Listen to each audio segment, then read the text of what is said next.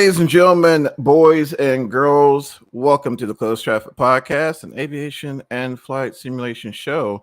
I'm Johnny, and along with me this evening is my very, very dear friend. Well, I can't say Mike because he's not here, but dang it. But an awesome host as well, our main man, Charlie. Charlie, say hello to people, man. What's up? How's everybody? Man, not a whole lot, brother. Not a whole lot. Mess me, man. My flow is all discombobulated, guys. Just so much going on today. So many changes. You know, Mike is actually out, so you know we're holding down the fort for him here while he's away. But we have a really awesome special guest as well.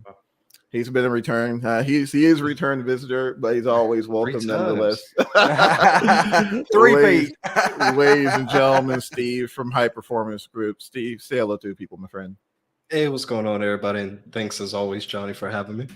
Cool. Man, anytime, bro. Anytime. Look, we got a lot to talk about today, and I really want to, because I was going to wait. I was like, man, maybe we should do one next Saturday. But I was like, no, I really need to do one this weekend because it's been so much going on. And I got to give you guys the clout, Steve, at High Performance before we even dig into the other events.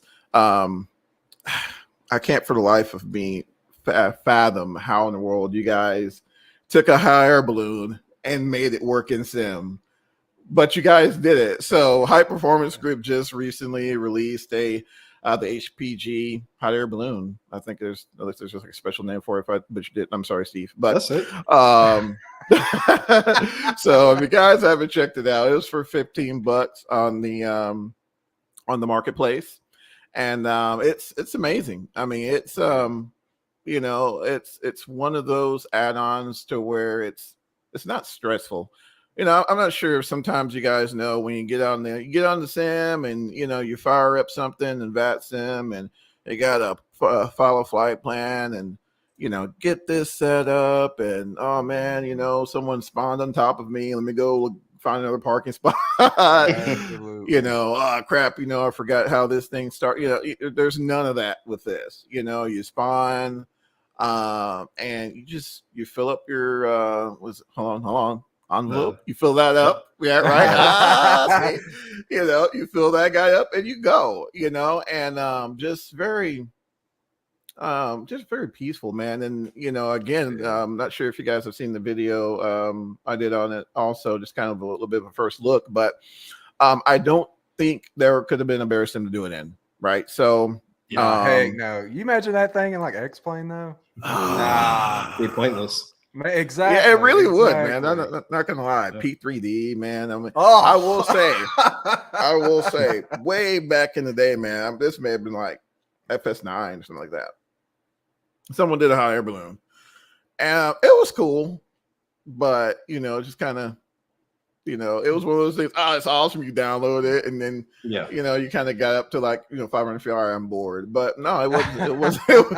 This one, this one wasn't anything like that. It was, I kind of found myself, wow, and they had a lot of cool features built into it as well. I mean, the freaking fireworks, because I seen where it was listed on there where you can shoot fire. I'm like, how do you do that? So I clicked. I was like, wait a minute, you can point it, like you can aim it wherever. And it's just kind of like, what in the world? So I guess my first question, Steve, my first question to you, I don't want to make this a Q&A. It's going to be kind of like more or less like a open panel here. I'm not going to grill you or nothing, but how did that come about?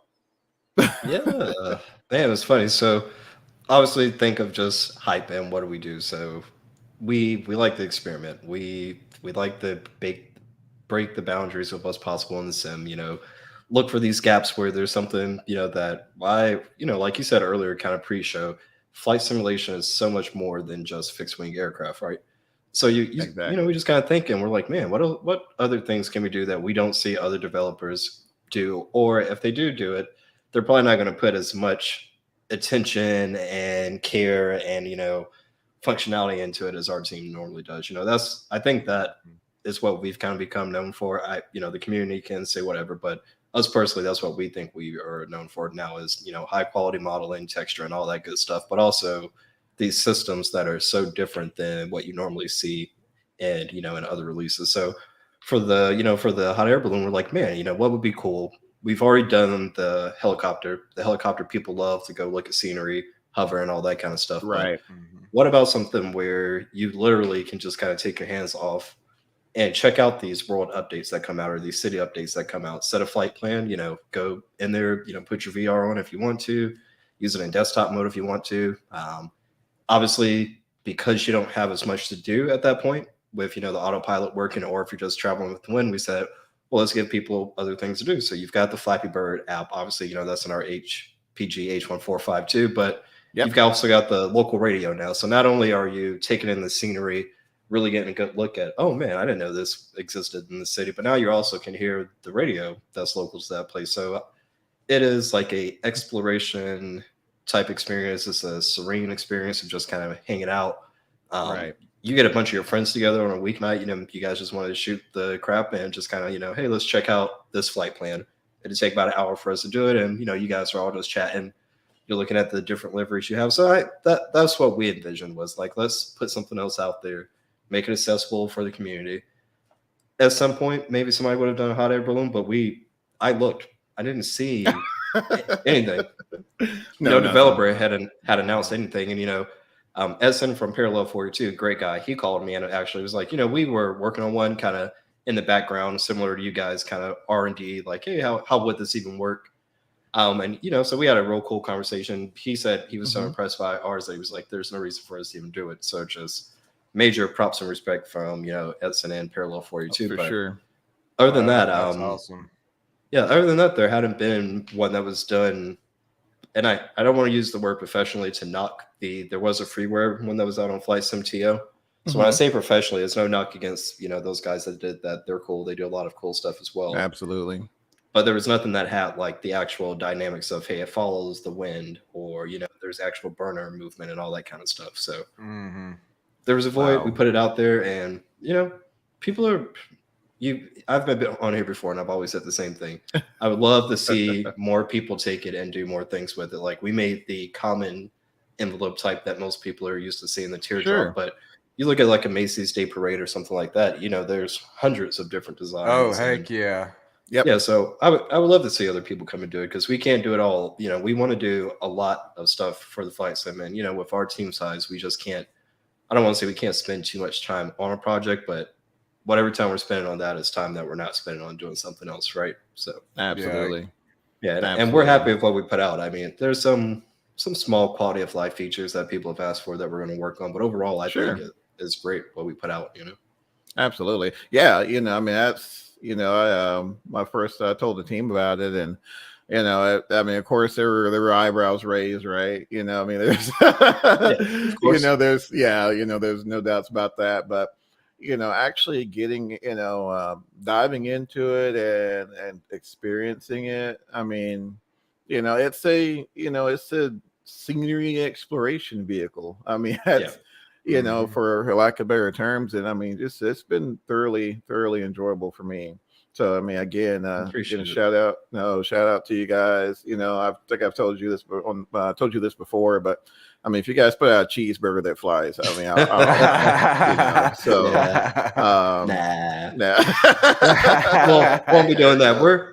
We're very respectful of, like, also respecting the sim. Like, I know. At the end of the day, it's a piece of software, right? But we're also very respectful. We don't want to be the guys that come and put something in there that people are like, man, I'm tired of seeing these flying cheeseburgers at KLAX all over the place.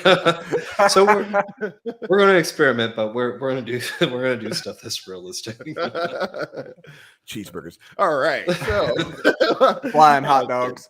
Exactly. No, but yeah, it's been on top of your guys' release, it's just been a lot going on in the industry here as of late. I know not too long ago, and I really want to put some shine on this add-on because you don't really see it too often. In fact, I've never seen it before, but Orbix recently released a Pacific, I'm probably gonna mess this name up too. A Pacific Aerospace, I think PA-750 STOL aircraft, And yeah. you So, don't really see them much. So I think that's probably one of the first reasons why I bought it. But it's actually very interesting. And in fact, you see these guys doing a lot of work down in New Zealand and um the in Nepal as well. See a lot of activity with that aircraft there, and I mean it's it's been pretty solid for me. Of course, I told the team about it. They didn't want to fool with it, so I bit the bullet. But it's been a lot of cool releases. SimWorks Studios, they just dropped a new addition to their Kodiak lineup as well. So with an amphibians, which I don't know. I mean, I think you guys did an amazing job way back when. You guys redid the icon, and me and Mike, we sent that thing from here in Albuquerque. I mean, it was amazing. Absolutely. But it's just I don't know. I don't know how I quite feel about the water effects in 2020. What do you guys think? I'm kind of there with you. I don't know, man. I want an amphib, but it looks good looking at it, but yeah, the way the object interacts, I guess, the way the object interacts with the water as it's floating on it, it's just, I don't know. It's kind of, it's like it feels like all the bodies of water are maybe like 4 feet deep or something like that. Yeah. Yeah, I think exactly. that's what the problem is. Maybe it was a hack they had to do in order to do water takeoffs. I'm not sure, but yeah, that came out. The Aerosoft put out that beautiful Sea Star too, like that one. Oh my gosh, you should buy it, Steve. I didn't buy it yet, but I need to. Man, I've been looking at it.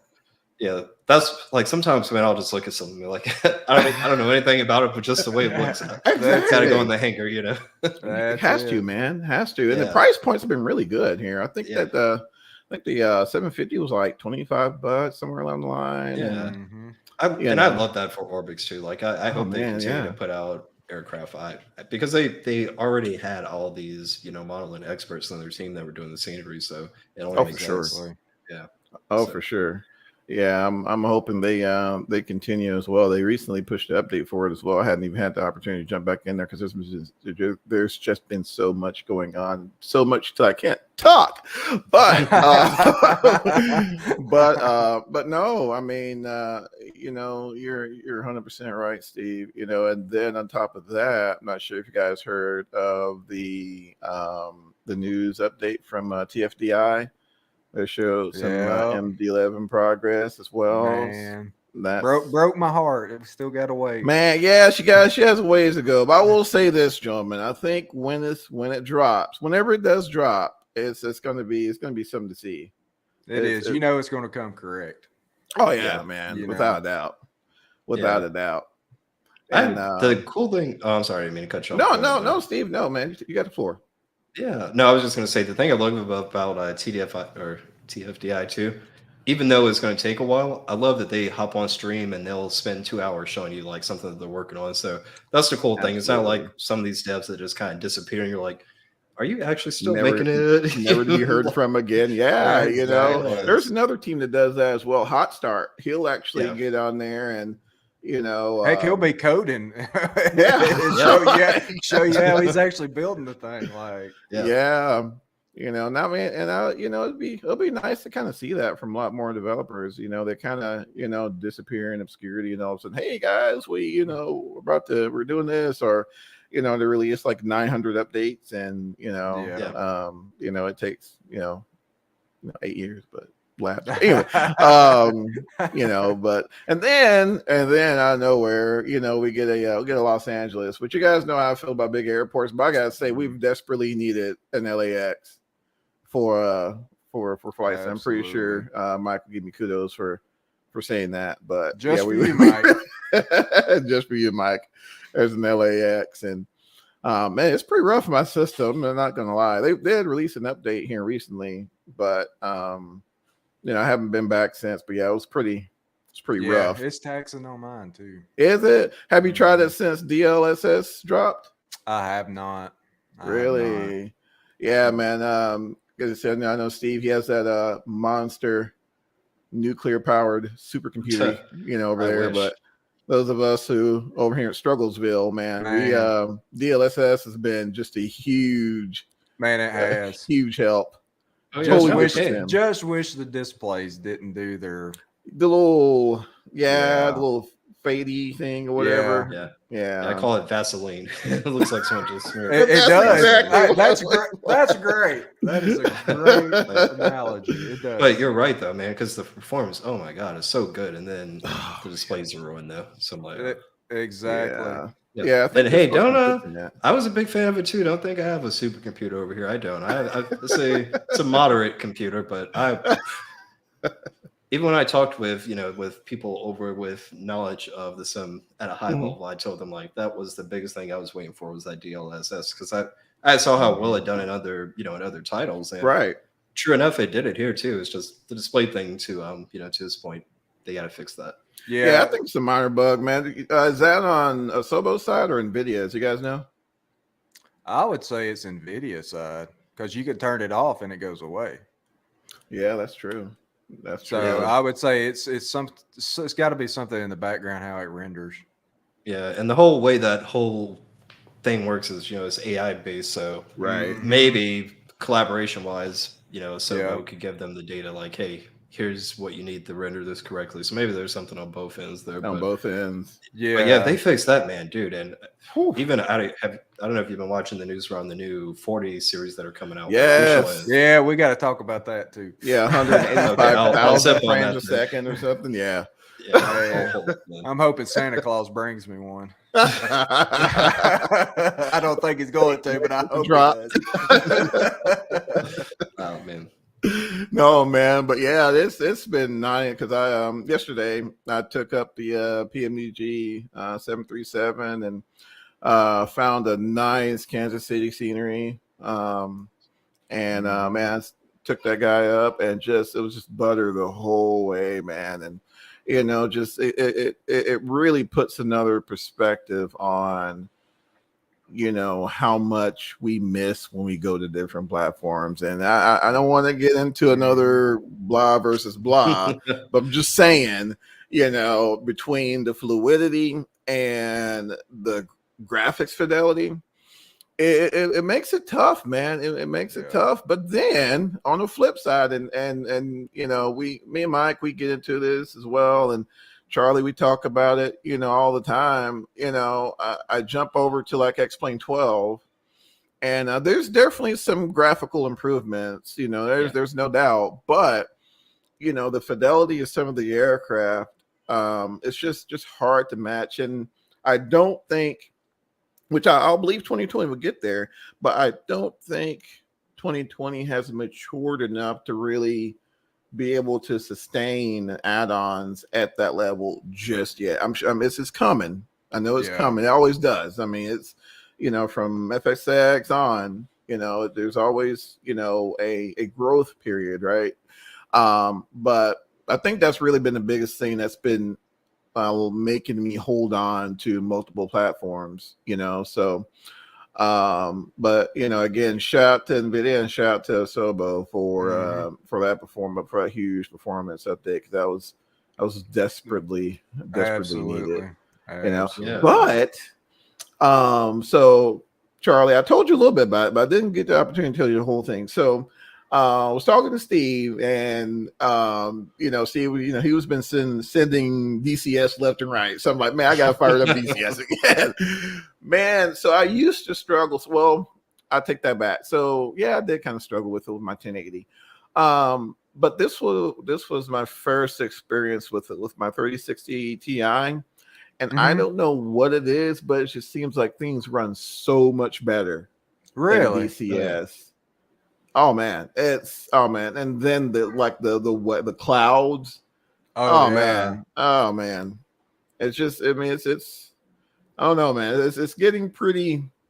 That bar is just steadily getting pushed higher and higher. Oh man, yeah. I really got to get into DCS more. And we were kind of talking about it off air, man. You really got to just find an aircraft, like Steve said, and just learn it. Because the problem is there's a lot of really good modules out there, but you have to just focus on like one good one and learn it. Because not only do you have to learn how to fly the thing, you have to learn how to operate the weapon systems, the countermeasure systems, the radar, and don't let it be like a helicopter, Oh man. Oh man. Oh yeah. So yeah, it's crazy. It is. Yeah, man. So yeah, it's what have you been sending over there, Steve? I know you've been because I checked you on Discord, man. And you've been it's been DCS on there pretty hard. So I took like the same advice I gave him. I was kind of like you. I started with DCS maybe a few years back. Performance was whatever. I didn't get super hooked on it. I probably put maybe 100 hours into it that time. Wow. Always started with the FA 18. Came back to it, started with the FA 18 again. Felt pretty comfortable, like I mastered it. I could go off, do whatever I needed, 80 ground, whatever. Then I'd hopped over to that Apache, and that thing, woof. It is that thing's the Apache is the most. I think it has to be the most advanced aircraft they have in there. I think it might be the newest generation. Yeah. So that like the tech on it is just crazy. Like I'm like I didn't even know they were that good. Like I've watched Apache documentaries before, and I had no idea that they had this much in them. Still. So but then recently, just over like the past week, the only thing about DCS with the modern jets, it's like air-to-air combat barely exists anymore in military operations. I think it was you and me who were chatting over Discord where there's been like maybe 4 air-to-air kills in like the past 10 years or something like that. It's just not something that happens. No, we have engagements. That's interesting. Yeah, because your radars are so good, you're 100 miles away. You can detect somebody, or if you're stealthy, they're never going to find you. They're never. Yeah. So I had jumped into World War II. I went to the Mustang. I was like, all right, let's go in there so I can actually get some guns on people because I want to see, I want to see limbs shredded off and all that. And you're not going to see that in the modern jets, unfortunately. So no, those are my big 3. I'm like I said, the Hornet, the Apache, and this the Mustang at the moment. Really? Yeah, I gotta check that Mustang out, man. I've been having my eye on it because there's been a lot of sales here lately. Yeah, they have. But yeah, man. So I mean, if you're looking at diving into it, wink, wink. That'll be a really good time to check it out. But yeah, that's been my biggest. I would say my biggest 2 lately. Well, 3, no. It's been F-18. It's been the Apache. Trying to learn that guy because you're learning 2 roles. So there's a gunman and there's a pilot, and just oh my lord, just thinking about it now, it's just mind's blown. Oh yeah. And then you got the F-14, which it's basically what you're doing the Apache, but take it back like 30 years. So it's shout out to those guys who do it real world, man, because you watch some of those videos like me and Charlie was watching one. Shout out to Cosmo TV because he's been my tutor in the Apache since I bought it.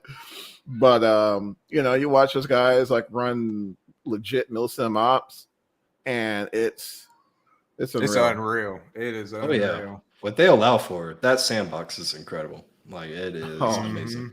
I just play on PvE servers all the time. That's it because they already have all the scenarios set up, and I'm like, this is perfect. Like, yeah, I love it. Yeah, they shout out Tom Cruise as well for shouting out great Tomcat pilots. Okay, shout out to Maverick for sure, absolutely. Yeah, I'm not gonna lie and say that Maverick is the reason why I probably got back in the DCS world. That movie was just so good. It was. Oh yeah, man. It definitely kind of. I went and watched it with the kiddos, and definitely kind of like, man, I need to fire up DCS, man. Yeah. Oh man, then brought the old F-14, man, and I was like, man, yeah, I gotta. See, I can't do the Tomcat. It's hard, man. When you get in that and you see those displays, like, oh no.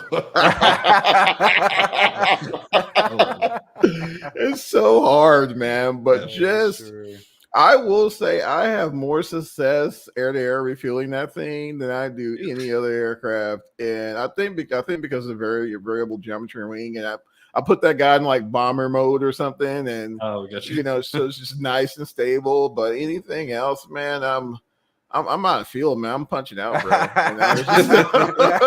That'd be me running out of fuel trying to get fuel. Oh man, there's no QT, Circle K, or nothing to stop that. So you're just done, man. Because I was doing some carrier ops, and I was like, man, I was super rusty. And you know how you get in the zone. That's one thing about DCS. You'll get in the zone, and you'll be in the in the pattern. Trying to get trying to trap or whatever. And you look at your fuel or your bingo fuel is going off. You're like, oh crap, I gotta get fuel. RTB, man. That's where I'm going. Yeah, I don't even try. Man. Go to air refuel. I know really? I can't do it. I can't. Man, it's so rewarding. But I will say having, and this is when you kind of get into the money thing, having good controls makes a world of difference. I had an old Logitech. Oh man, I forgot that Logitech. But it was just one of those basic, run of the mill $35 Logitech joysticks. Man, couldn't even touch the refueling drogue or whatever. Yeah. And I went. I'm twitchy. Huh? Exactly. It was real twitchy, man, because it was using just potentiometers. And I bought one that actually was using the legit Hall effect sensors, and it's still not like the Virpils and all that. It's nowhere near that. But it's been a night and day difference for me. But I'm not gonna lie, fellas, I've been really looking at maybe upgrading. And of course, it seems like Virpil's been like the standard for Milsim controls here lately, and then they just recently dropped the price on a lot of their products. So I don't know, man. I have to check that out. Because I'm like, I just got like a T6. Did you? What'd you get? I did the the CM3, and I did the what is it called? I think it's like Constellation Alpha. Oh wow! Nice. So for me, I had the Logitech X56, which was $250 when I bought it. It's either 240, 250, or 300, but I want to say it was 250. But it recently gave out on me. Like it got to a point where if I'm at a certain throttle position, none of my buttons will work.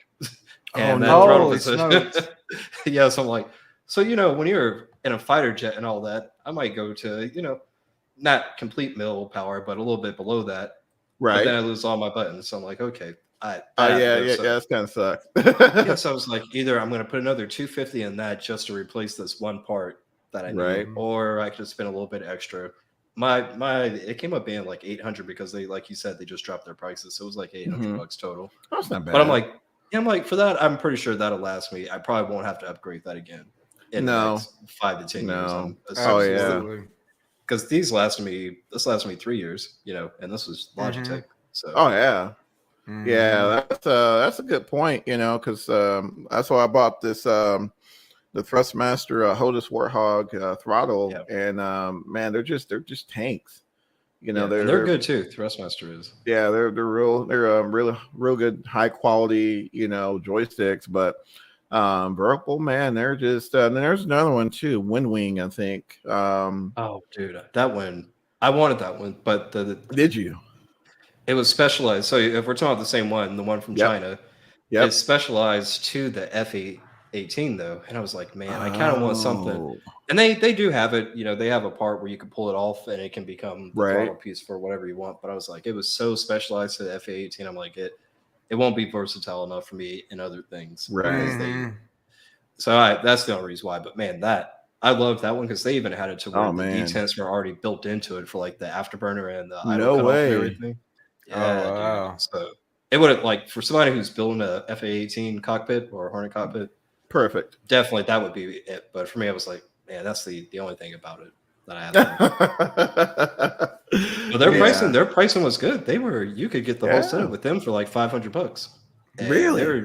Wow. Yeah, like they had the throttle and the stick for the Hornet, like $500. So I'm like, man, that actually it would have been a deal. I just, like I said, I have to have something else besides just for the Hornet, even though that is just for the Hornet. Yeah, that's my aircraft of choice in DCS. But yeah, that makes sense though, man. So there you go, Charlie, and those of you who are interested in diving into it, man. It's definitely a time investment for sure. If there's money aside, you definitely gotta invest your time in learning the modules. Otherwise, you'll just get frustrated and end up shelving it like I did for a while.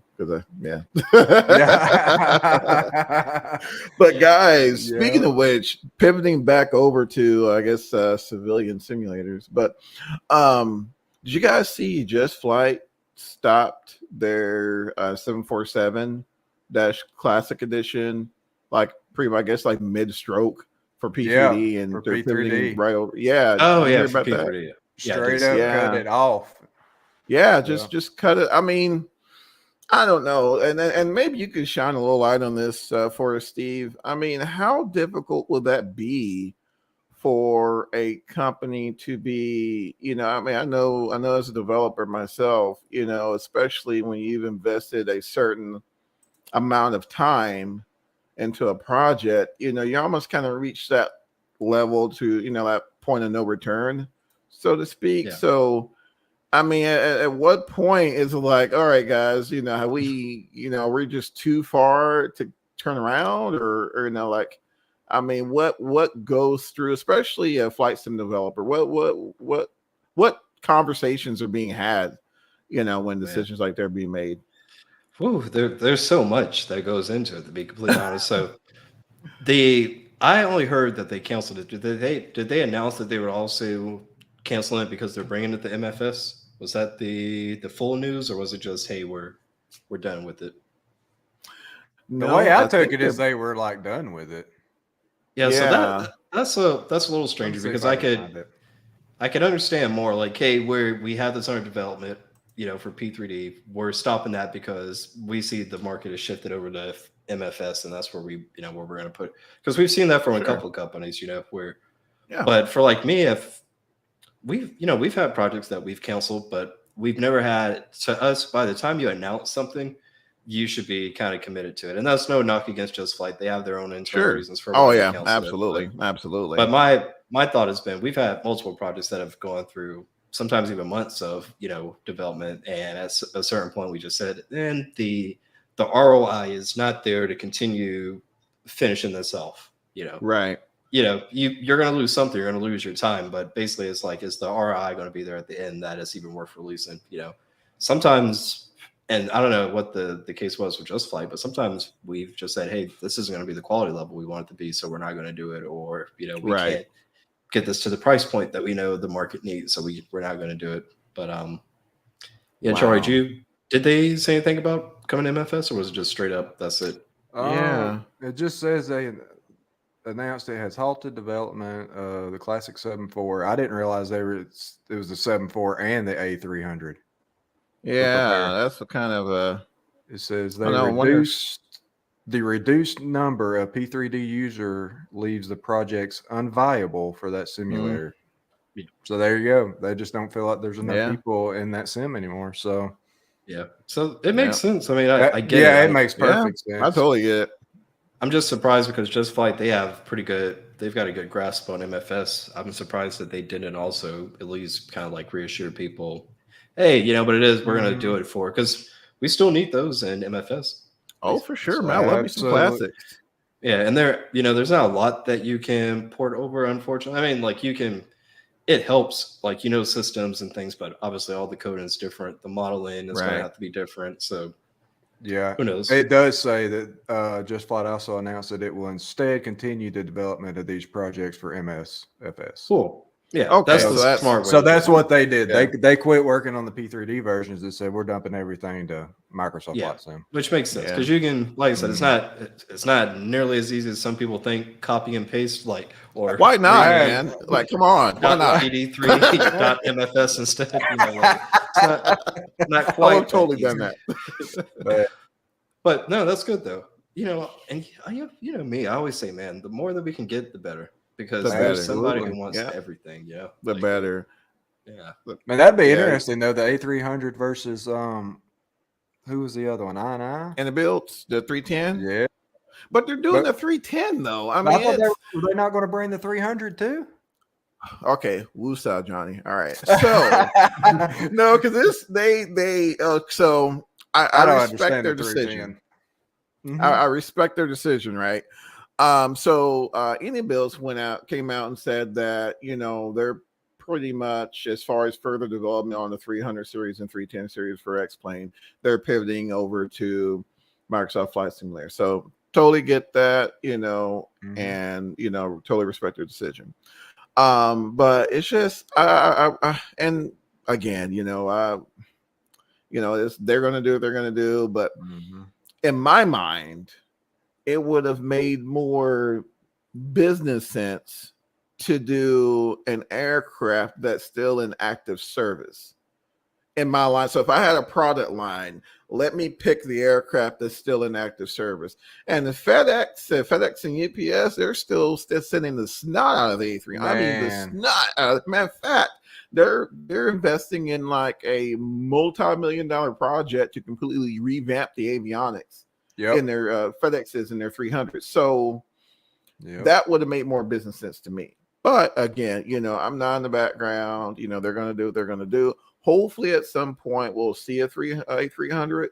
But, for guys like myself and Charlie who are in desperate need of some cargo action in 2020, I think treading water, man. Man, hey, I mean, we need some cargo. I mean, we have a good Louisville, right? Hey, man, we just need some cargo haulers, man. But that's it. We need the MD-10, but okay, while we're here talking about this A300 series.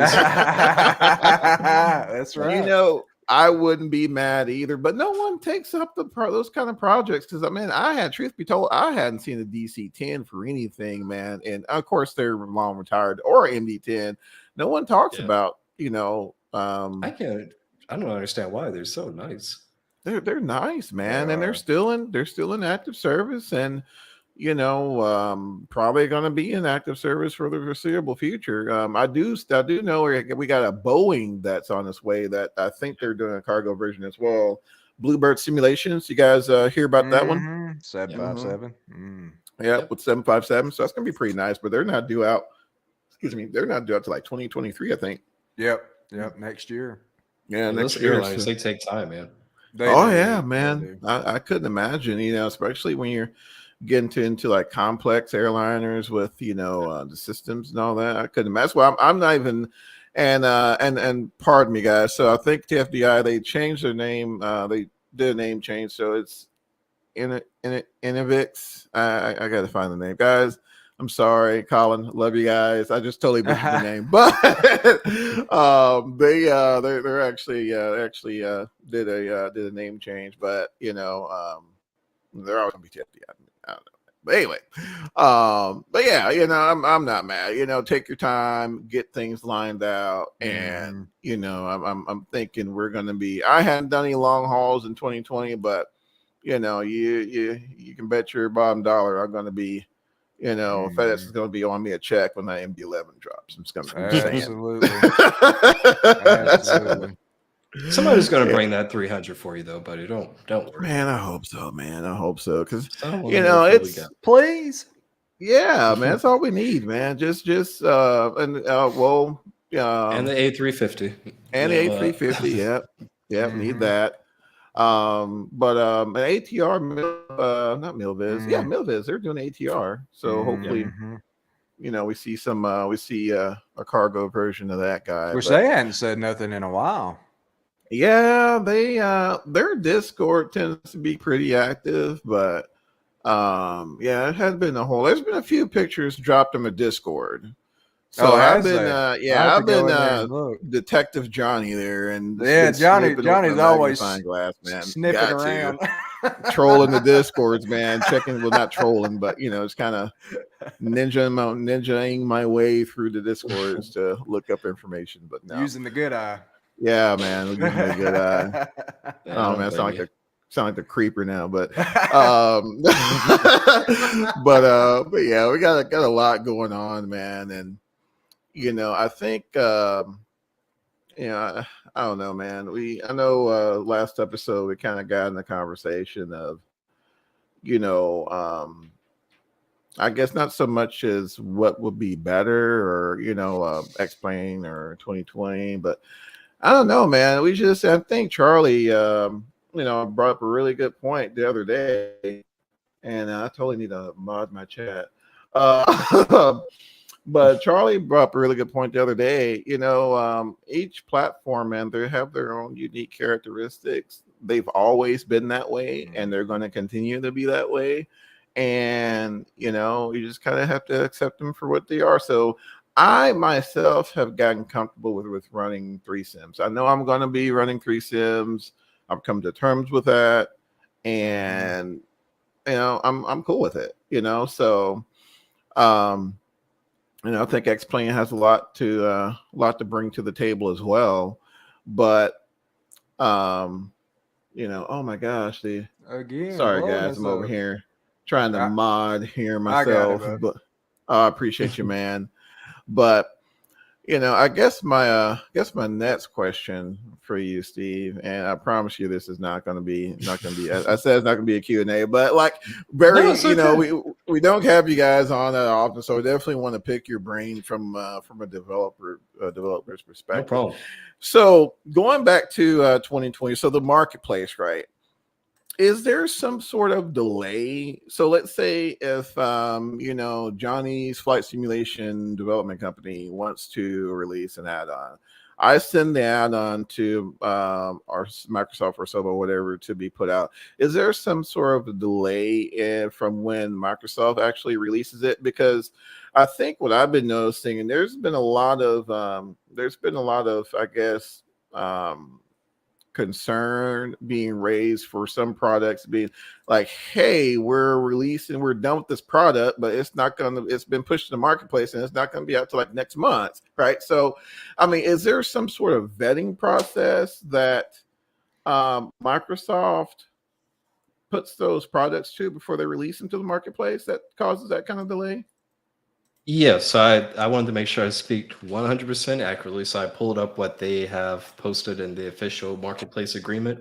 Mm-hmm. So for a brand new release, the total expected time can be anywhere from 12 to 22 business days from the time that you submit So in terms of them, I'm not going to go into the specifics of it, but the total time. Sure. No, absolutely not. It could be 12 to 22 business days total. So that makes sense. I've actually seen it be quicker than that. Like there's certain milestones they have in here that are that are as little as 1 business day. There's stuff that says it could take 1 to 8 business days. There's some stuff that says it takes a minimum of like 7 business days. So, but the total time they estimate, it says 12 to 22 if everything that I'm reading here is correct. Now, where I think there might be a difference though, and remember as well, our company, we've never released anything on the marketplace yet. We've always been exclusive to our own website. Sure. But I do, from other devs that I talk to, there's a small delay period from like, hey, we submitted an update to them. They obviously have to review it. And it's all for, I know sometimes it upsets people like, man, I don't want to buy from the marketplace because it takes longer. But technically, they're doing it for everybody's safety. They want to make sure there's nothing in it that's going to crash, especially like Xbox. If you release something on Xbox that crashes people's Xbox, they can't do anything, No. Yeah, absolutely. Yeah, absolutely. So they're doing a couple of different things. One of the things they encrypt things for aircraft developers that helps prevent things like piracy. So piracy, cool.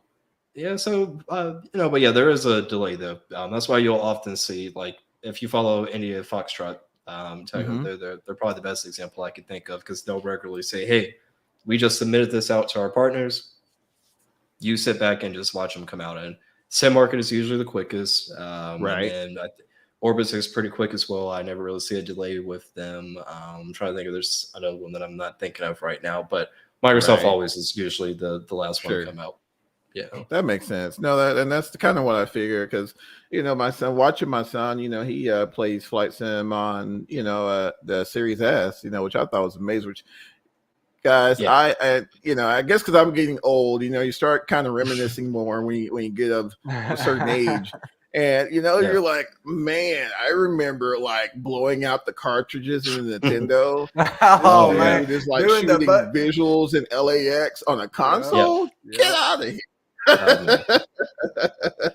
Did you guys ever have PlayStation?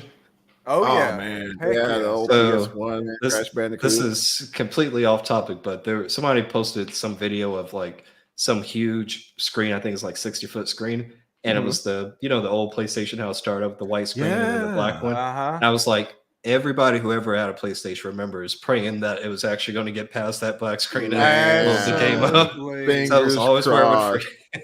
100%. I just thought about that the other day, though. Oh man, especially if you like, especially if you rented a game or something like that from Blockbuster, and you know you're just praying. Oh my Lord, man, scratched all up. Oh man, I gotta like rub it all up. Good old days. These kids don't know how good they have it. They don't. I'm telling you, man. Digital content now, and I mean, my goodness, I just got a text message from him not too long ago. It was in the other room. Got a text. Hey, can you add more time to my, game times? Like, oh, whatever, But it's just crazy, how far we've gotten in the industry, in terms of. Sorry, does your son have a favorite play in Flight Sim? Man, that's funny you brought that up. He's actually been in the because he wanted an airplane. I'm like, which one do you want? He's like, I want these I think it's like a 195, 175 or something vertical Embraer. Yeah, he picked that one up. But his actual favorite, I think Mike's probably gonna be cheesing wherever he's at now, but his favorite is the Airbus. His favorite is the Airbus. So he's been he's been flying the snot of the Airbus. Man, I can't get him in a GA. I was like, hey, how about the CJ4? You want to fly the, one of these the Icons? Like, no, I want to get in the Airbus. All right, cool, whatever, and Johnny pouting.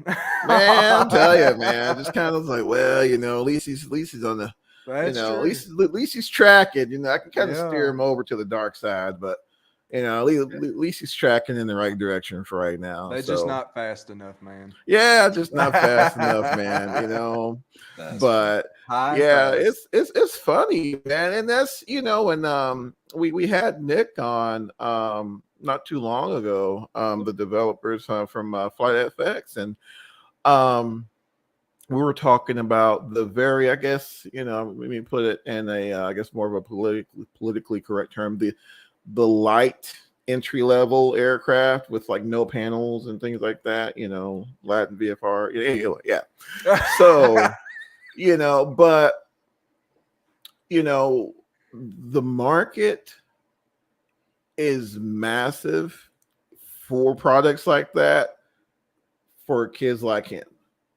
They don't care what type of systems are in it. They don't care about any of that. They just want a model, because half the time for example, he doesn't even fly in the, in the cockpit view. He's outside. Oh, so he's outside. I was about to say, I bet a lot of them fly outside. Yeah, he's outside. Yeah. So, I mean, hey, $10-$15, man. You want to send a little A319 around, whatever? Yeah, sure, Yeah. And I mean, yeah. So, when you look at it, it's all about perspective, right? I know in us as like longtime crusty, grumpy simmers, it doesn't have, the ELAC simulation, and I don't have the freaking, like things that we never use any freaking way that we complain about on aircraft. I think we just have to understand that we've come. We've arrived at a pivotal moment in the industry to where, Microsoft has once again re-entered the game, and they're just in it to make money. They don't care how high fidelity something is or anything like that. If it makes money, that's what they're going to do. And the same, with a lot of these developers out here. And truth be told, hey, that's awesome. Because Latin VFR for years, man, all they did was scenery. And now they have an opportunity to expand their horizons and start bringing more cash flow in, which means, hey, more products for us. So, what's good for the goose is good for the gander, in that regard. So, Yeah. No, I mean, go ahead. Sorry. No, you're good, man. I was going to say, take you a sip, bro. I was just going to say, and rather have a kid and something like that is just constantly shooting people or something like that. Yeah, like Fortnite, yeah, exactly. At least you're trying to inspire the next generation that eventually we're going to have. Exactly, man. Exactly. Because my son walked in here and see me flying a higher balloon. He was like, "Is that on the marketplace?" I'm like, "Oh no, I don't know." Yeah, but eventually, yeah, that's and I think that's and I've said this 100 times on the show, and you guys know what I'm about to say. I think this is just an awesome platform to inspire new aviators and get them into a get them into a hobby that doesn't involve getting 60 70 kills per game. So again, shout out to all developers out there putting in work. And then on top of that, here goes High Performance. They also released their offshore and cargo series of the H145 today. Wasn't that today?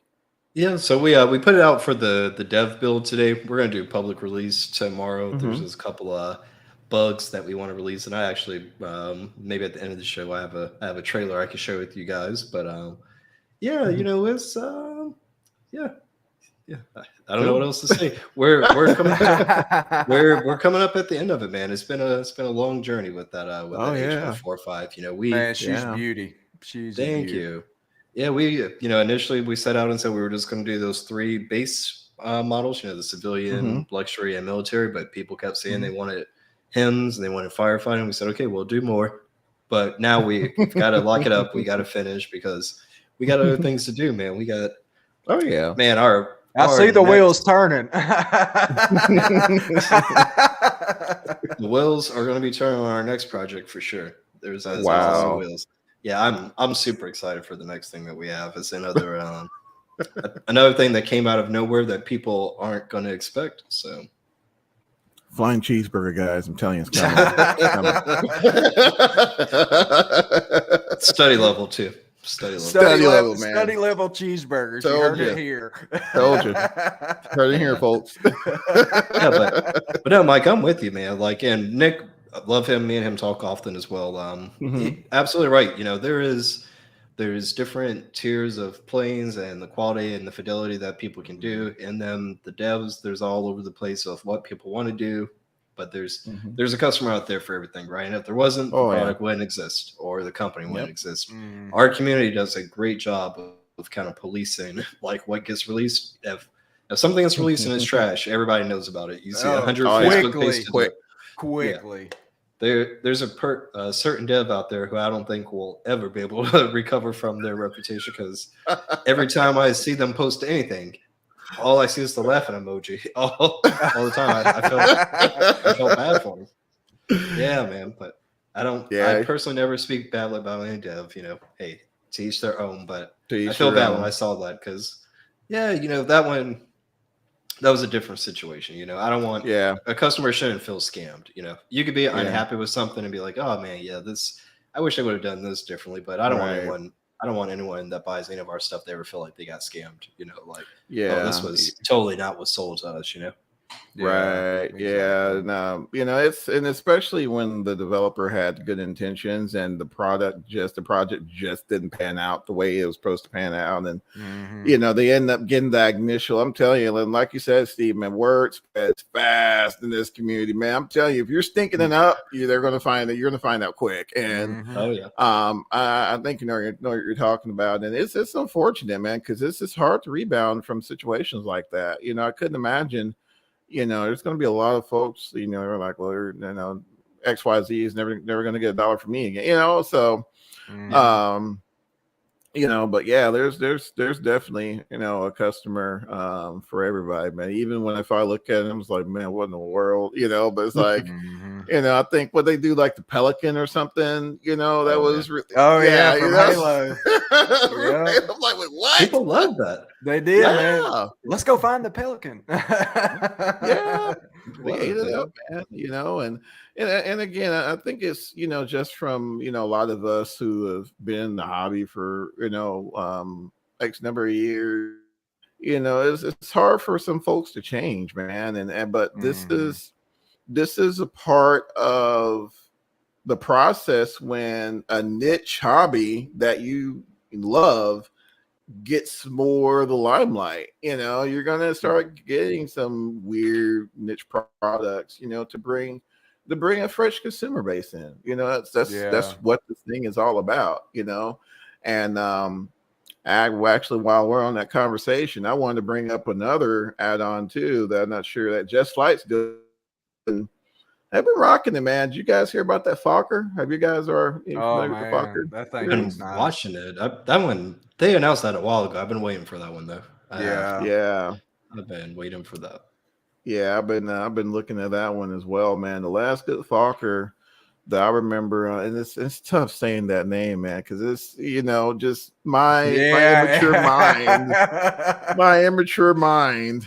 Dang, this immature mind. But you know, Digital Aviation did an amazing one way back when, man, that had like auto land capability, and you know, now mind you, it was like a 2D panel, you know, and it was, you know, it was definitely the struggle years, but you know, it was a solid add-on. So it was just really cool to, you know, start getting some classics in, man. Because I'm telling you, and you know, I've said this a lot as well, man. I'm just sometimes just get airlinered out, you know, just the generic, you know, I'm saying the 737s and Airbuses. You kind of want something a little different, you know. That's why I've been sending that every now and then. You know, I'll jump in that 146 and, you know, struggle with that guy for a little bit, man. That's a handful in itself, but you know, I think that one. You say you like the classics. I'm waiting for the modernized version of that one too, though, because I think the the Avro, yeah, man, yeah, it's supposed to be coming soon.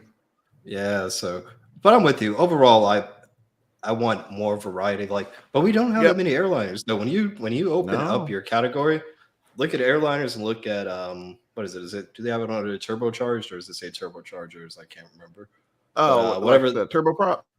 Yeah, turboprops. That's turboprops. What it was. We're lacking both of those categories badly. Like there's lots of jets now. You know, thankfully we got the Honda Jet, we got the Vision Jet coming, we've got the Mustang. Like there's lots of jets, but tons of props, obviously. But we really don't have that many good airliners. We don't.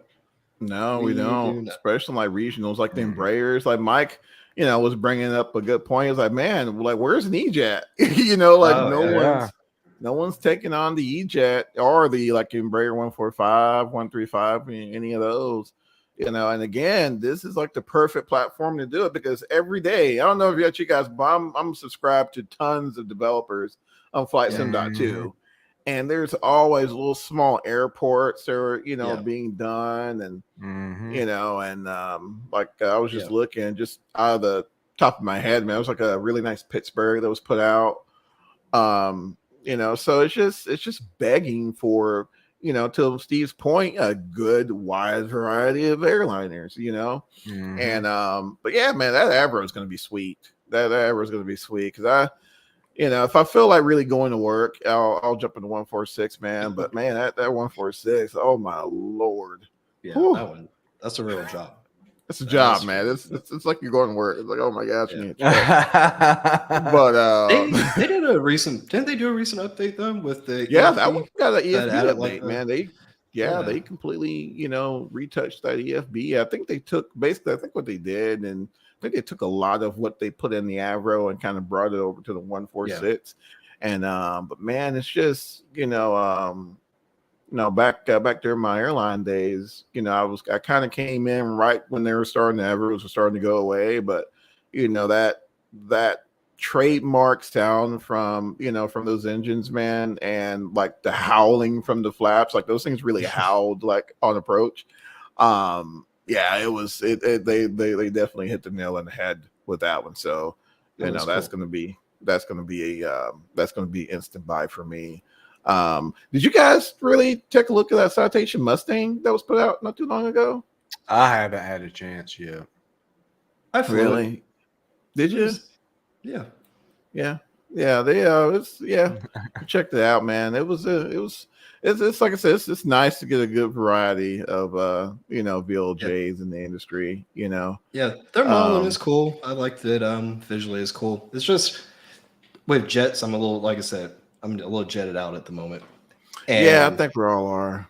And not to compete against them or anything like that, not the force devs against each other, but that HondaJet was just so good that like after I got that one, I was like, okay, I don't really need anything else at the moment. For the price, man, Nick, they did a phenomenal job. Just phenomenal job. And matter of fact, I was just trolling through the forums the other a few minutes ago, and someone was bringing up the HJet, and they're like, before it was the best, they like, I quote, they the best $25 add-on they purchased. Oh yeah, the value is absolutely there. Oh yeah, Man, it was pretty cool. A yellow one took off at my local airport yesterday. Oh really? Man, it was that thing was the yellow color. It looked just like the one in the sim. Man, it was gorgeous. Oh, that's funny. Really? Yeah, man. Cockspur is cool though. I do like them, and the cool thing I like about them, they've put out a variety of stuff. They haven't just stuck to one thing. So cool to see what they continue to do. Yeah, they do. They do have a little bit of variety as well. It's like I said, man. It's just been a really cool time. It's been bad for my wallet, but it's been really, really, really good. We've been blessed. I know, man. It's just like now buy gas or a plane. We'll buy the plane. I'll walk. Man, I don't know if I ever said this on here before. I feel maybe I did, but when you look at it though, especially Flight Sim and especially DCS too, because when you see those module prices, you might be mad at me and Johnny. But Johnny, you owe me a check, bro. But when you think about how many hours you spend in some of these aircraft, me and my friends, we talk about like this $1 per hour of entertainment type thing sometimes. You spend $20 to go to a movie that was 2 hours long. You spend $25 in Flight Sim, and you might get an aircraft that you fly for months, if not years. Mm-hmm. Yep. So that's a really good point. Upfront investment, it might be there, but overall, absolutely. And I've got a couple of hanger babies too, things that I bought. I was like, I thought I might get more use out of, but it just sits there. But it's nice sometimes to still pull them out, though. You pull it out for a specific reason or something. Yeah. Oh yeah, we've all got that for sure. Yeah, we all got them. I think Charlie, I'm gonna put you on blast for a minute, man. What did you buy? Hey, you remember that Q? You remember that Q400 for X-Plane, man? You picked up at the Quickie Sim? Yeah, man. I flew that thing one time. It's still sitting in the hangar. Actually, truth be told, I don't even have X-Plane on my machine no more. Oh jeez.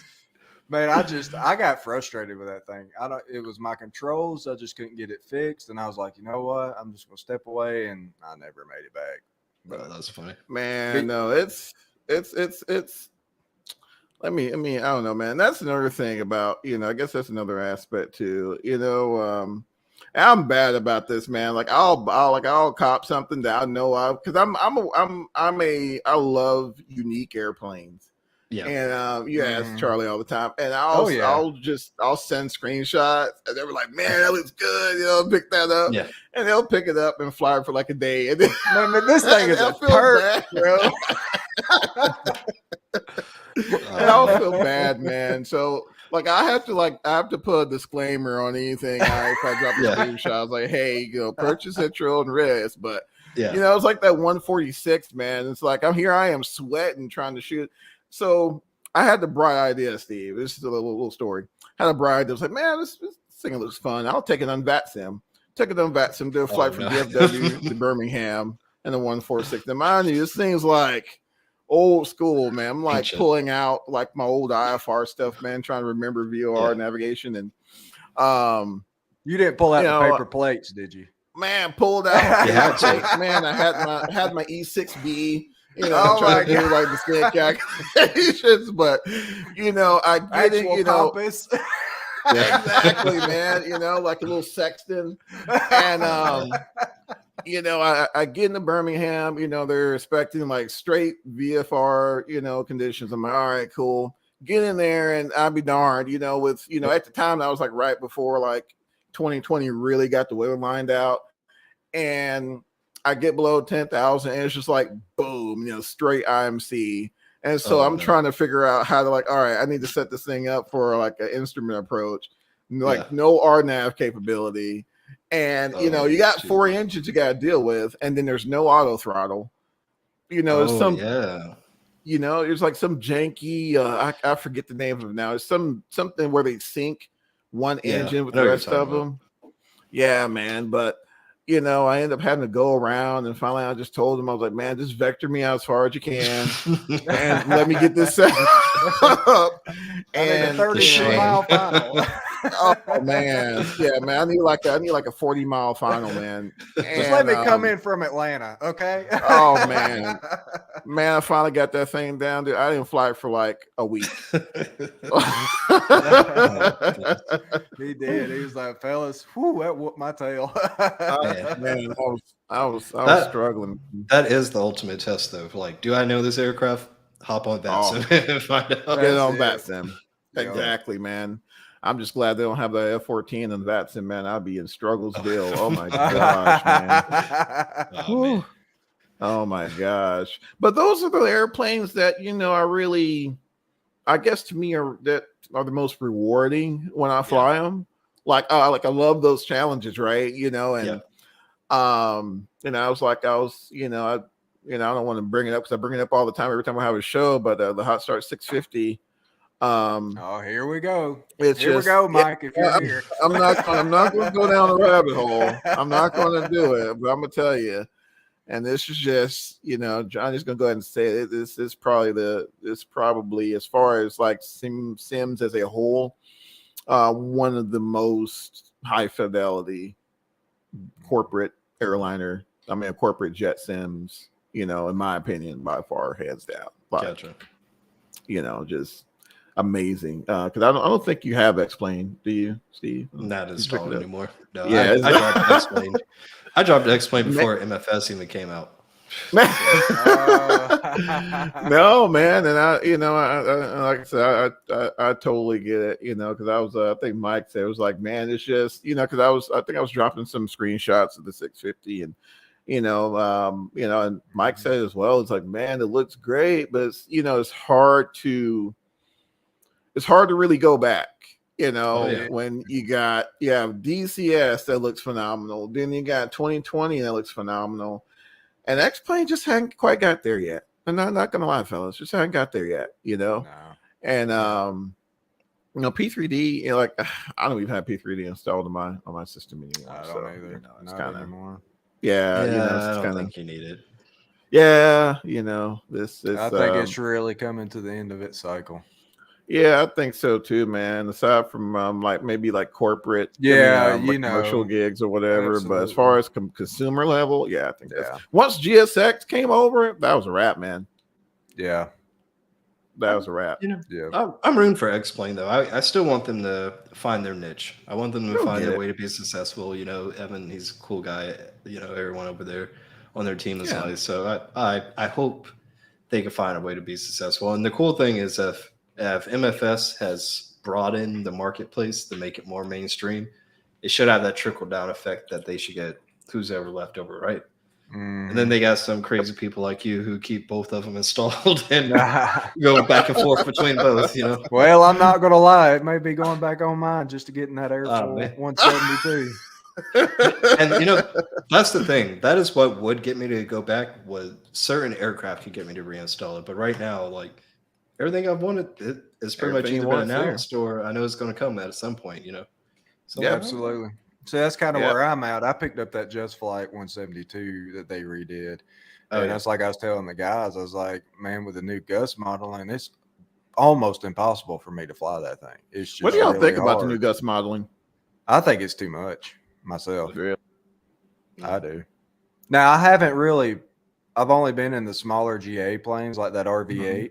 I've flown it since the update, and the 172, that's basically all I've been in. So I haven't tested it in the bigger aircraft, so I can't really speak on that. Yeah. Man, sometimes it feels good, sometimes it doesn't for me. Yeah, I think they're still getting there. It just needs some tuning. Yeah, that's all it needs is some tuning. I like the challenge though. Like that's one of the things that my first complaint about was with MFS was like, this isn't a real GA aircraft. You can any GA aircraft video you watch, even when they're on the best of autopilots, they're still the rickety, you know, like it's just way too smooth. So I think they're gonna get there though. You will, man. You will. You know, I mean, they will. But you know, I was, you know, I was telling the fellas this, and even like your level D sims. I mean, there's really not any gust. You know, they actually have to be put in or programmed in on the instructor station. You know, and trying to model something like that, it's tough. You know, I can only imagine like air. I mean, you're trying to, you know, model the inconsistencies and the dynamics of something you can't see. Yeah, right. You know, so you know, I think when we kind of step back, because man, folks really took it personal. Just like, oh my gosh, this is too hard. Why can't they get it right? You know, it's like when you think about what they're trying to accomplish, you know, it's no easy feat. I mean, heck, even X-Plane hadn't got it quite dialed in yet. You know, they're just a work in progress, you know? Yeah. And I can tell you there's some impressive stuff going on in MFS that people don't even notice. Stuff I didn't even notice. So when we did our hot air balloon, one of the things that happens that hot air balloonists use to steer is they travel at different altitudes because the wind travels in different directions based off the altitude. Yep. And that's modeled in MFS perfectly. No issues whatsoever. Like I've watched the stream, watched the guy perfectly get exactly where he wanted to, using nothing but that. You know, he was using Whimsy on his browser to kind of just, you know, keep track of where he was at, and it worked 100% perfectly. So there is some impressive stuff still happening. Wow, obviously a lot of place to go, but they've got some good tech there. Man, for sure. Well, I mean, when you look at what they have access to, Meteor Blue, man, I ain't gonna lie, guys. This, you know, just looking at Meteor Blue's website, flight simulation aside, it's a pretty it's a pretty good system they got going on. So, combine that with, you know, just the unlimited resources they have from Microsoft, you know, to backhaul all this. I mean, it's, you know, I mean, I think if there was anyone that could pull it off, it's them, right? And you know, like 100%. I say, there's definitely been a huge improvement in the weather modeling. I mean, don't get me wrong, because I remember when it first started, it was so bad. I picked up REX. It was like a weather. Oh yeah, Rex. I still got it. I don't use it, but it's on my machine. Yeah, man, hadn't used it. Hadn't used it in ages, actually. You know, the weather's been so good, so it's just a work in progress. You know, like Steve said, you know, they'll get some tuning and. You know, that you mentioned it, man. There's a lot going on in the background. I think there's a way. I was actually just found out today. There's like a way you can kind of visualize maybe airstream movement or something like that. You can open the dev mode up. Yeah, and actually kind of take a look to see what's going on, and it's really pretty mind-boggling. Yeah, man. It's and I had to get in there and just turn that on and just watch. Yeah, that's man. Cool. I just get. You know, especially when I'm trying to figure out that 146, man, I'll just get in there and start fiddling with it because my brain just overloads with different info. So, you know, I'll get in there and start messing around with different little settings in dev mode. But yeah, it's actually pretty interesting. So that's awesome. You know, like I said, they'll get there. I don't think we'll get to a point with 2020 where we'll need any sort of external client, you know, to push weather. I mean, even if you know, I don't either. At some point, I think they will eliminate like a lot of the stuff that we're buying add-ons for today, like birds and boats and this kind of stuff. Like, and I'm not complaining. I buy all of it because I love the immersion kind of increasing stuff. But I think it would get so good where they won't need any of that. Like the weather would be perfect. The AI traffic's going to be perfect. Like I mean, because I just know like the audience is huge. Obviously, they've got millions of players. Oh, for sure. I know they're making so much money right now. They have to be off the marketplace because, you know, they take a cut of what they make off every aircraft sales. So percentage. Even without doing anything, they're making money. You know? They're making money. Yep. Yeah. So you know, that's what I love about them. I think that because of that unique. Because if you think about it, there's no other title that does that. DCS, like they've had independent developers that have came in and done a module for DCS, like maybe one. But there's no open market where anybody can just, hey, upload this, start selling it. 30% goes to you guys. We'll take the rest. Like, so they've got to be. They might be making more money than some of these traditional games out there. To be completely honest. Oh yeah, by far. Yeah, by far. They've got to keep reinvesting in the engine. Yeah, and I think that was why they put it on Xbox, because that just really, I mean, think about it. Every kid's got an Xbox. Oh yeah. So yeah, and they're used to, people, and I don't know if you guys were gamers per se or flight simmers, more, but gamers, they're used to microtransactions. They're used to DLC. Oh yeah.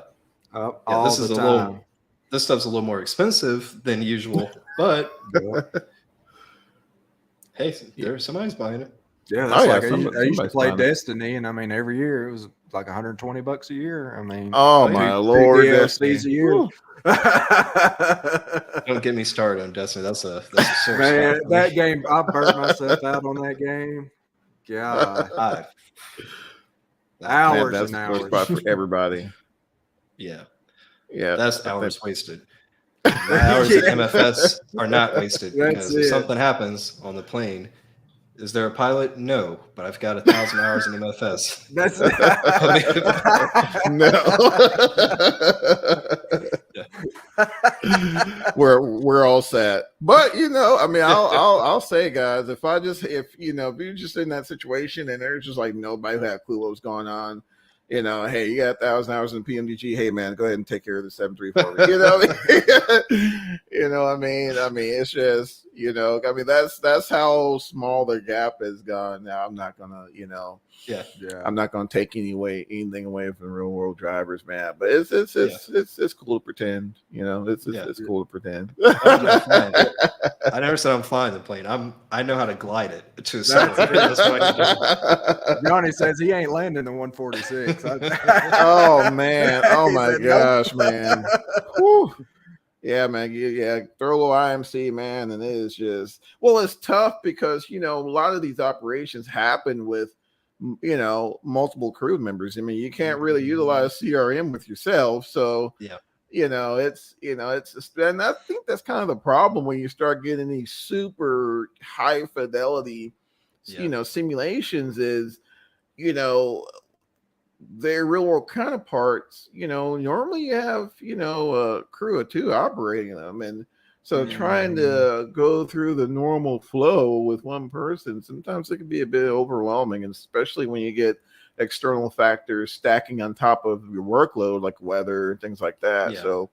Yeah. So definitely won't be doing any ILS approaches in the 146 for a while until the airboat comes out. Then we'll do that. I haven't flown it since they added that AFB, but do they have a flight engineer yet or no? No. Mm-mm. No, they didn't do that. See, that was like the saving grace for that DC-6 was having the flight engineer, because there was no way I was doing. Oh, there's no way. Yeah, there's no way. Too many tasks. Yeah. Oh man, I think Concorde had a good one too, if I'm right.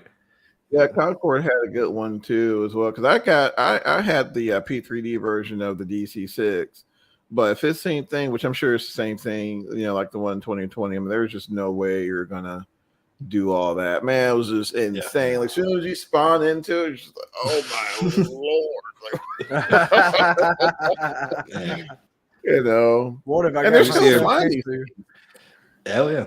I think that's what if I'm correct, that's what PMDG used for their reference, was like the one that is still flying around. It might have been the Red Bull one, I think it.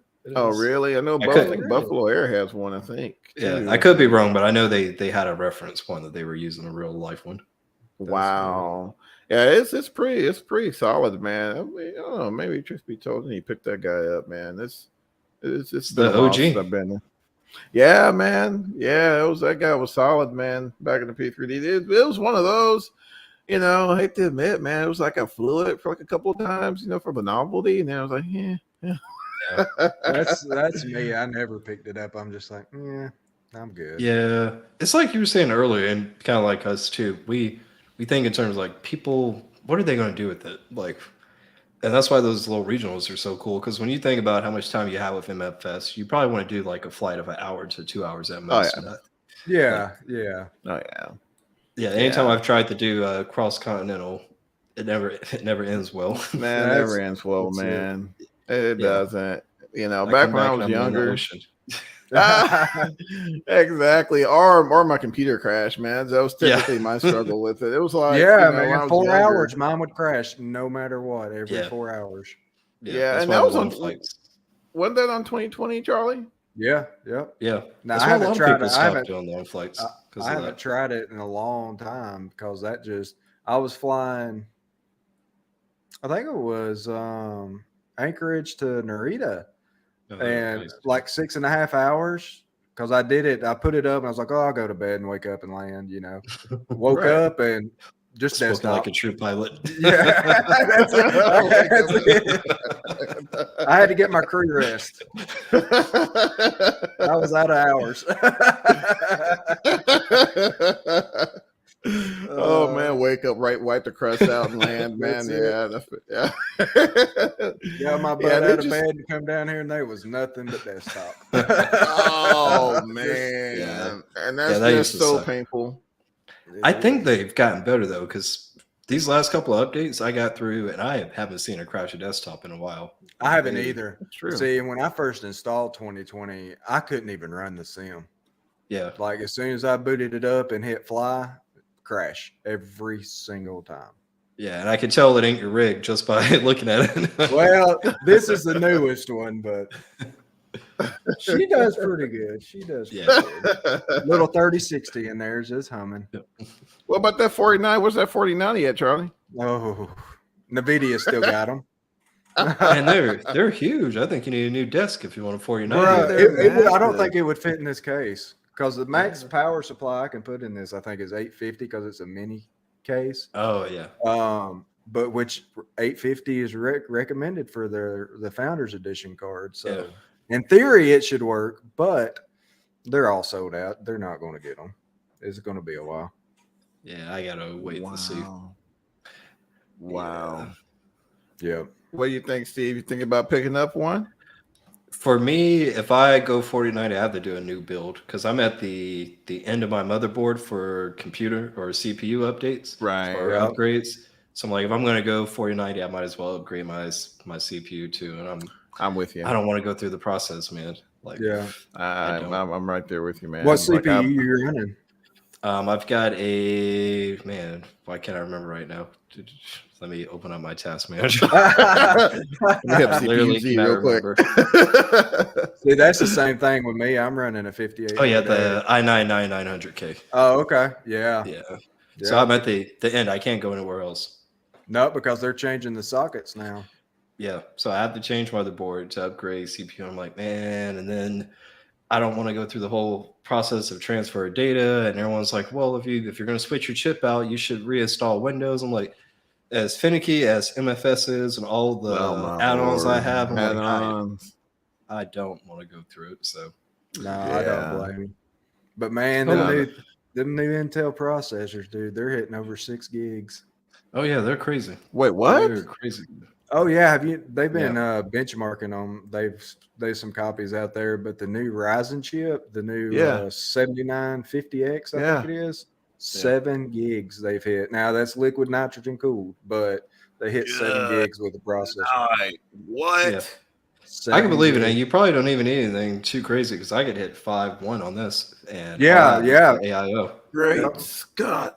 My 5800X, I've seen it at 4.9. And it's only rated to 4.8. So, but wow, I gotta say, man, my old 6700K, man, she's been at 4.5 for years overclocked. Oh yeah, and she's been pretty solid. But it's just, I mean, it's as into life as well, man. And if I'm gonna do a video card, I gotta do the whole thing, and man, I just. It's a process, man. It's a process, man. It's a process, and that's like mine. It just looks pretty. It ain't all that. Yeah, you got a 30 in there though. You're doing better than most, man. Well, that's man. Because Johnny's a hell of a salesman. Once again. Hey, man, I just present the facts, bro. That's all. Man, Charlie, check this out. Next thing I know, it's sitting on the doorstep. Like,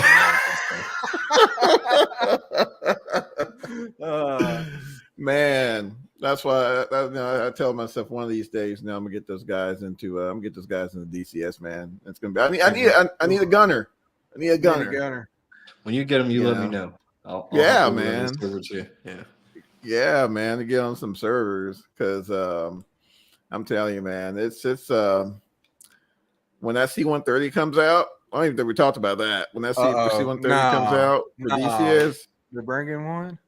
Oh man, let me see if I can get some screenshots, man. Let me just go ahead and start downloading. Yeah.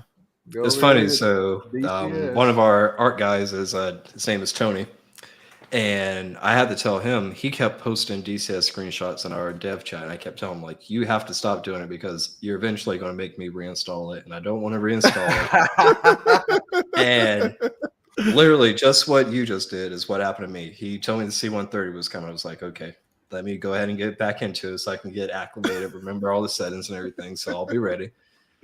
But you and me, we were talking about that. I don't know. I'm wondering what type of missions they're going to put in because the map size isn't they're pretty small. Yeah, they're pretty small. I'm curious to see that as well. And it would make sense if they kind of paired it with, with a new map release, maybe, or what kind of missions you'd run. I'm hoping it'll kind of morph into the AC-130. Gotcha. But I don't know, and then of course it's about how much information they can get about him too. So yeah, they've talked about transport already, so that's cool. They've talked about cargo. Yeah, they've got that combined arms add-on where you can kind of take over being a troop. So they might do some troop type stuff. I don't know. That'd be cool.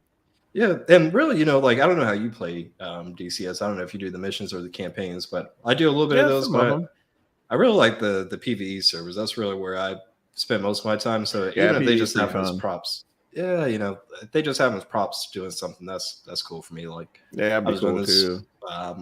Was doing this World War II mission earlier, where it was just a transport. It was just an escort mission for a transport. Oh wow! Like, yeah, it was cool. Yeah. Oh man, that's too cool. Yeah, that totally beautiful. Yeah, man, I'm telling you. I'm telling you. You say cargo and C-130. I've got a cop. Yeah, see, that could be your, if you wait, that could be your one that you learn. That's it. Yep. Your one. I mean, the sky's the limit, gentlemen. Especially, I mean, no pun intended. But there's definitely a lot to be had between those two platforms alone. I mean. Like that covers, 90%, of what, most of us, will look for and, and any sort of sim, right? So I don't know. We'll may have to look at getting the joystick. Yeah, and they're coexisting pretty well too, man. Yeah, they are. Yeah, I do see a lot of what's crazy though. So any of IFE, that's my favorite military dev. I don't mind saying that they've put out the best military stuff, I feel like. And I look at their stuff, I'm like, man, this is good enough to be in DCS. Like that F-35 they put out was fine by me. Like I know there's still a bunch of classified systems that they couldn't get access to. I'm like, bring this over to DCS, but they only have one thing released. And really? And you and me, we were talking about the Nighthawk the other day, like there's no Nighthawk in DCS world. Like there's a lot of stuff that they haven't brought over, and I don't understand why. But I did listen to this interview. They said this one guy, they were talking about the not the P-51, the P-47, the Thunderbolt. Said it took them 12,000 hours to build that. 12,000 hours. 12,000? Yeah, for a warbird. A warbird. So you can imagine what it takes to build like a C-130, an airliner shaped or size type aircraft, plus the systems. Like, oh my gosh, man! You're talking about some screen time. Good grief! Yeah, but I like that we're in a good spot, man. Like this is the best time I think there's ever been to be a flight sim fan. Absolutely. We got DCS for the hardcore mil sim stuff, and then we get a lot of military planes in MFS still. So like like you were saying about your son, if all you want to do is kind of like you like the external modeling of it, you're probably going to get it at some point in MFS. Yep. Absolutely. C-17 would be awesome. Oh man. You said what? C-17. Oh yeah. Yeah, we need one of those desperately as well. I don't care where they put it in, man. I'll have to buy it. So what module would y'all recommend for somebody new? You go, Johnny. Oh man, Put you on the spot. It depends on what you're looking for, man. If you're I say that because I was on the same journey not too long ago as well, and I'll just kind of parrot what a lot of folks say as far as like a overall. If you're looking for like a fighter, something modern, multi-role, that you can get like most bang for your buck and the most complete, I would say the F-18 by far. Yeah, Okay. by far. I second that. Yeah, if you're, it's the most modern fighter.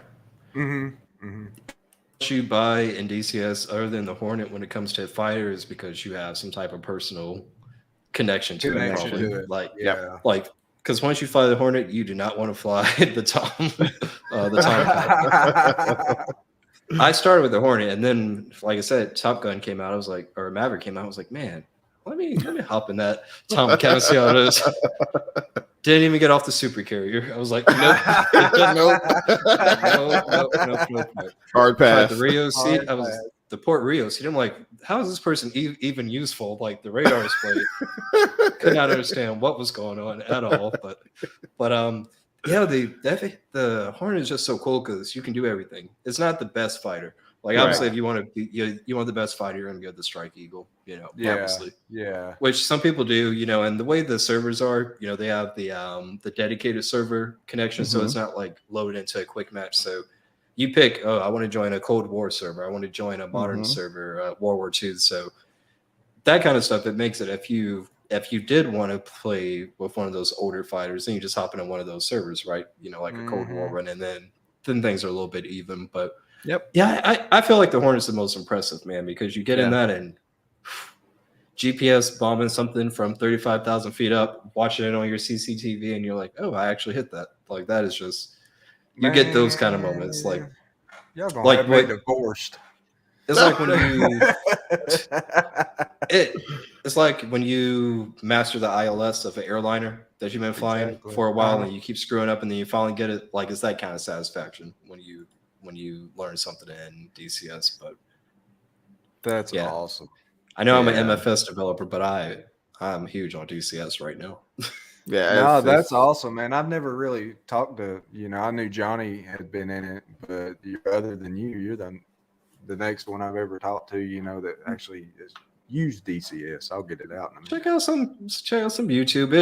It's definitely it's not Ace Combat. You ain't getting in and shooting things down within a couple of hours. But line of sortie. Yeah. And I mean, man, have you ever seen this guy on YouTube? What is it? CW Lamone? CW Lamone. Yeah. Yep. Yeah. So like him, he'll tell you he's like, yeah, it's realistic because a lot of flying sometimes is just flying. There ain't a lot of action, Yep. Yeah. So that's cool. Yep, he flew the F-18. So I mean, like I said, just got to be prepared, but it's a time investment. There's going to be some days you're going to want to send 2020, man. But but it is. You really enjoy it, man. You just got to get comfortable with the systems, and then I think it's the most intuitive, to learn.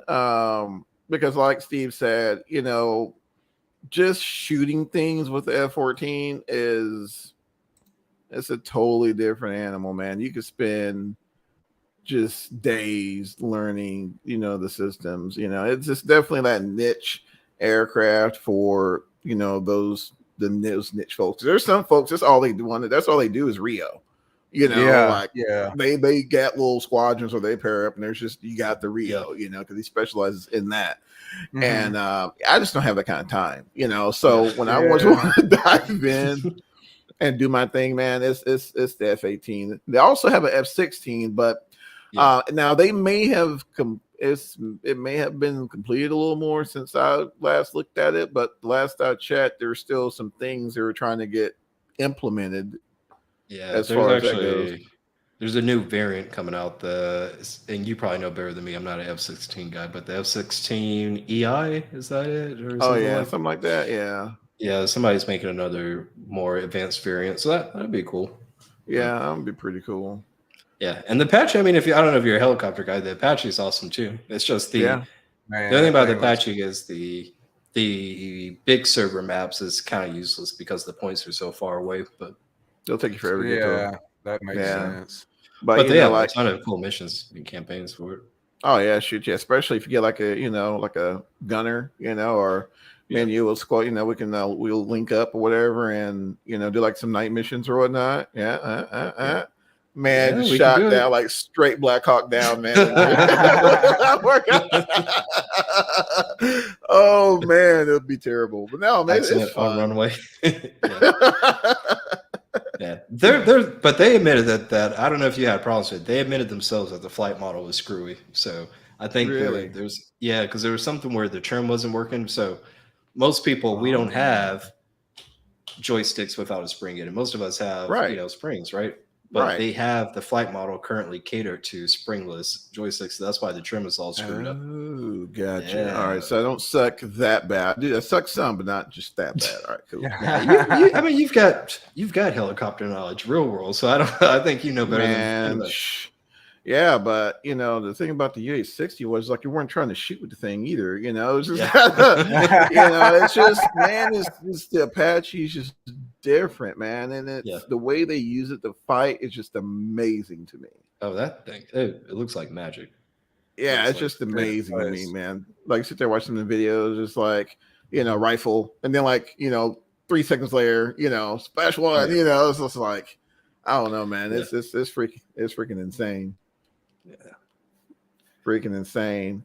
But man, guys, we're at an hour and 30. Man, hey, Holy what? Yeah, we're an hour. No, sorry, absolutely. I know I've been talking a lot.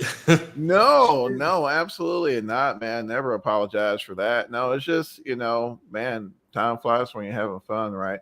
But I want to make sure, man, we get your exclusive reveal in. Wink, wink, wink. Hold on. Let me see if I remember how to do this. I'll try. No, that's okay. I think, let me see here.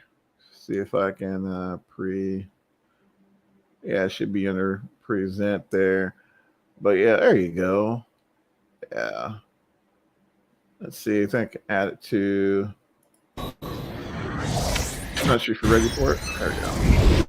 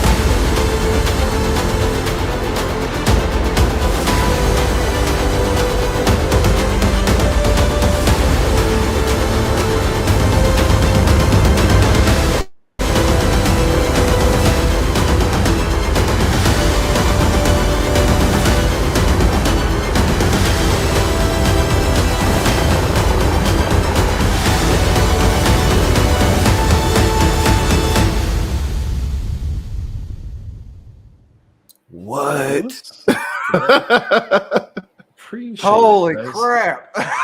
Holy cow. Yeah.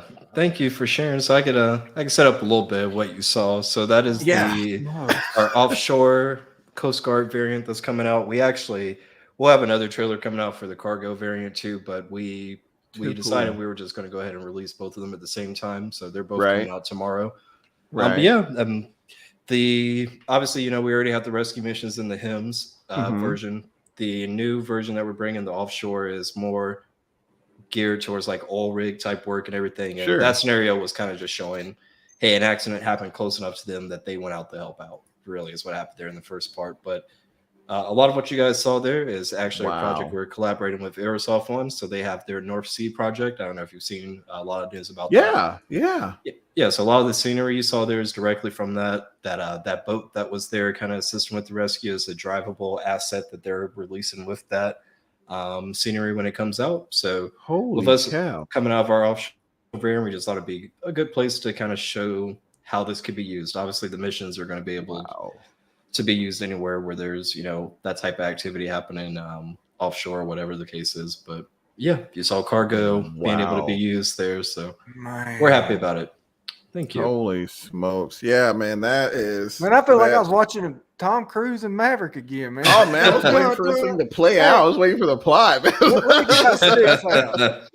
Yeah, just a little bit. Yeah, we work with a great guy, Air Odyssey, who's been helping with video production lately. And yeah, he has a good eye for kind of showing the different things you can do. He knocked that one out of the park. That was awesome. Holy cow. And I'm sure by the airing of this podcast, guys, I know you guys are listening to the audio, just heard the audio, right? Well, once the trailer releases, we'll definitely link it in the description. But just phenomenal. Thank you. Man, that 145, blown man. Away, Johnny. Yeah, man. I feel like sending that thing now, man. I'm telling you, it's just setting up in Los Angeles and running medevac missions. Oh yeah. Oh my gosh, man.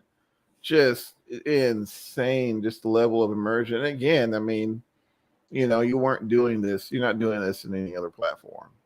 Yeah. Not yet. No, not yet, at least. Yeah. But yeah, and I'm with you. That's the best way to do it. Like I tell people, and some people don't like to download a lot of different add-ons, but like for this one, it kind of is worth it. There's a lot of guys on flightsim.to that do the hospital packs. So they'll take an area and say, okay, hey, here's all the hospitals for Los Angeles, and then it automatically syncs out what we have because we have all the hospital data. So our whole thing was give people a reason to fly. Like we all love a bunch of aircraft, but how do you take it a little bit step further? Like you have I want to go visit this flight plan today, but what if I just want to stick around this local area? This gives me a bunch of stuff I can do around there, but absolutely. Yeah, I always appreciate the support. Thank you for letting me show that one off. That we're happy to be almost done with the H145 and move on to something new for you guys. Oh yeah, that was awesome. And we're definitely looking forward to new Captain Geo. Welcome, man. Sorry guys, this has been just blown away by what's going on here. Mental health can. How's it going, my friend John? Man, we'll take care of yourself, brother. Hope all is well. Geo, welcome back, my friend. Yeah, guys. Here you have it. Steve from HPG, completely blowing our minds here with this with H145. If you guys haven't checked it out yet, we'll definitely we'll drop a link. I believe the link is in the description to the website, and like you guys haven't tried it out, you guys are definitely missing out on an awesome add-on. Doing well, my friend. Doing quite well. I'll be even better here once I get my hands on this on the offshore version once it drops. I can't wait for that one. Can't wait. Man, that was dope. Oh man. Yeah, that's part. Like I said, Aerosoft. They man, like. I don't know how much they've said publicly. It's a sizable download, but it is worth it because they've put so much out there, like in that area. Yeah, and that's the thing for me. Like I tell our community obviously is from all over the world. But sure.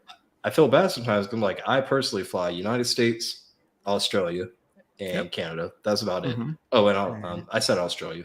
Those are my favorite places to fly. I really don't do a lot of Europe because when you look at the European map, it's so overwhelming because there's so many airports all over the place. And I don't know all the local areas, but this will give me a reason to travel up there, at least by Denmark. Travel out there and check it out. Yeah.